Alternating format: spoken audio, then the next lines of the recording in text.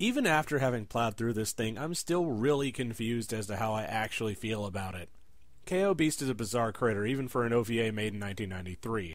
The story was created by Satoru Akahori, who did Saber Marionette J, and the characters were designed by Takahito Ito of Outlaw Star, with mecha designs by Rei Nakahara, who worked on Nadesco. So all these folks coming together makes it seem like it should have left a little bit more of a lasting impression on me. But regardless of any of that, let's get down to business. Sometime in the distant future, the planet has been split into two parts, one side belonging to the humans, and the other belonging to the beasts. This is information that they don't exactly give us at the outset, but it makes sense later on. The human side is heavily mechanized and poorly dressed. The beast side is more in tune with nature and is also poorly dressed. I'm glad that Ito got his act together by the time they got to Outlaw Star, because one of the villain girls literally has her ass hanging out. So our three leads are Juan, the tiger of the mammal tribe, Bud of the bird tribe, and Mamer of the fish tribe. If you say Bud like they do, it clearly sounds like bird, and the mermaid is named Mamer. Try harder, please.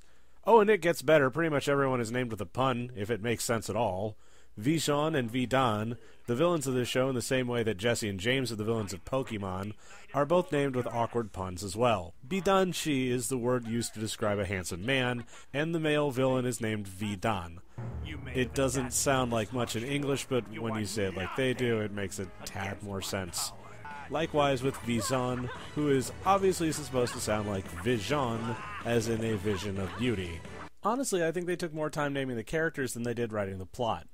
The entire reason the show comes around is because the humans decided to go and steal some Jin statues. This is all at the behest of Tsar Master, the ruler of the humans, who has a grand plan for these statues. If he seems a whole lot like your typical shonen big bad, you're not wrong. His only problem is, of course, that his subordinates are morons. Competency does seem to be a general issue in this show. The villains are idiots, the heroes are earnest but stupid, when one of the biggest issues here is that the only people who really understand what's going on are the big bad guy and this weird pink-haired girl with a mysterious secret. While this is an effective device to make a world seem like it has exceptional breadth to it, it also has the unfortunate side effect that it makes the characters who are learning it as they go look like a bunch of dumbasses. The whole reason that Juan, Bud, and Maymare all got involved in the situation is that the humans stole the totems from their village. Unsurprisingly for this show, especially if you look at the opening credits, the totems are actually animal-shaped robots, a giant bird, a bipedal whale, and a jaguar wolf thing. I don't know what it is, but it looks like Ravage from Transformers Gone Death Metal. So maybe it's a cat? Well, whatever the hell it is, it's about 5 feet tall at the shoulder at best, so it looks like the sea totem is going to do all the heavy lifting. Once Juan, Bud, and Maymare meet up with Mecha, called Tuttle in the dub to preserve the joke, and a mysterious but irritating girl named Uni, then the story finally gets started. Why is it that whenever there's a little girl character in an anime, I want to hit him with a truck? I don't have this problem with actual human children, but then most little girl characters are written in such a way that make me hate them right out of the gate. Uni is the granddaughter of Dr. Password, who is doing some research on both the totems and the Gaia crest floating around. So now we have our MacGuffins. The hope is that once they hunt out the Gaia crest, they'll be able to boot the humans off of Gaia, or so they think. There's also something very wrong with Uni, considering that she keeps tripping out every time the robots combined. That's why you always use protection when combining, folks. It could lead to stoned children. You may notice that I'm making references to things that aren't adequately explained throughout this episode. Well, fun story, that's how the show is written too. So if you're finding this hard to track, then rest assured, the show is much the same way. Again, if your characters don't have a good grasp on the world that they're living in, the audience is only a few steps behind them. So here's the way it all shapes up. Episode 1 ends with getting the robots, Episode 2 gets the robots to combine, and Episode 3 has them fighting for real reals against Vijon and Vidan. That's simple enough and does its job adequately, if a little brusquely. You'd think they'd have tried to go all out and make a real run with it with this simple of a setup, but it's 3 episodes and they're out. This was back, mind you, when there was no guarantee that an OVA would even have a next episode, so there was a bit of sense in keeping it from building up too far.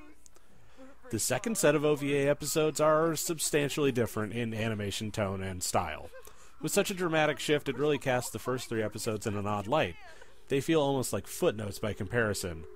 Unfortunately, the first OVA had a more definite plotline going for it, and so the second set of 4 episodes feels like it flounders about without purpose. considering the basic purpose of the first set was to set up the premise, that's not exactly helping the show's case.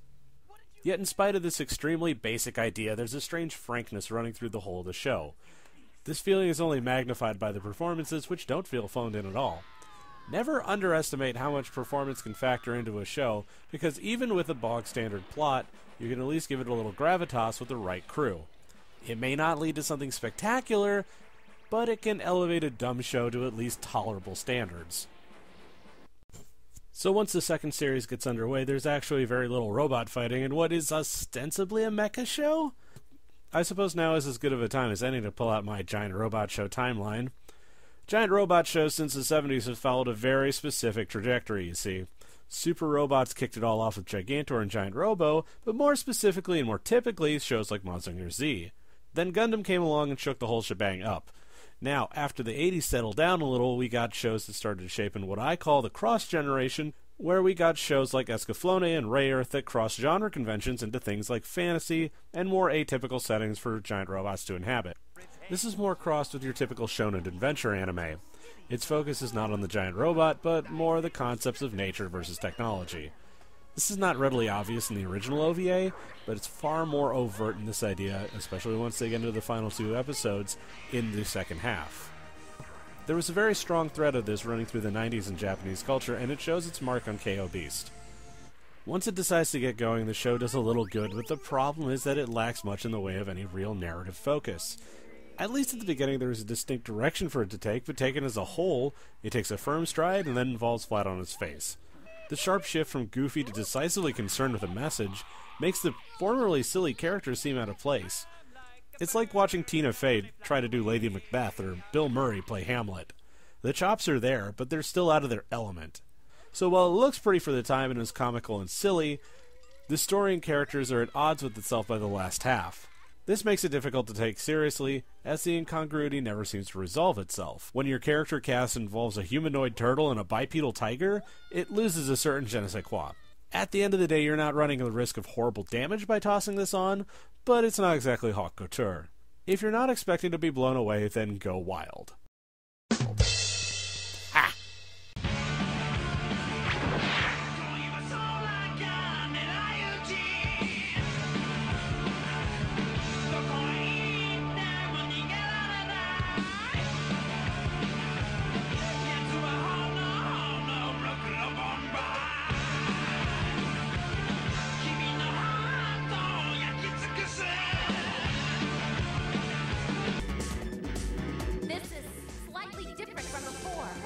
I can move my wings at least. I feel like I'm in a Pokeball. If you like what you saw, consider donating to my Patreon to get early access to all the new vids as they come out. And as always, thanks for watching.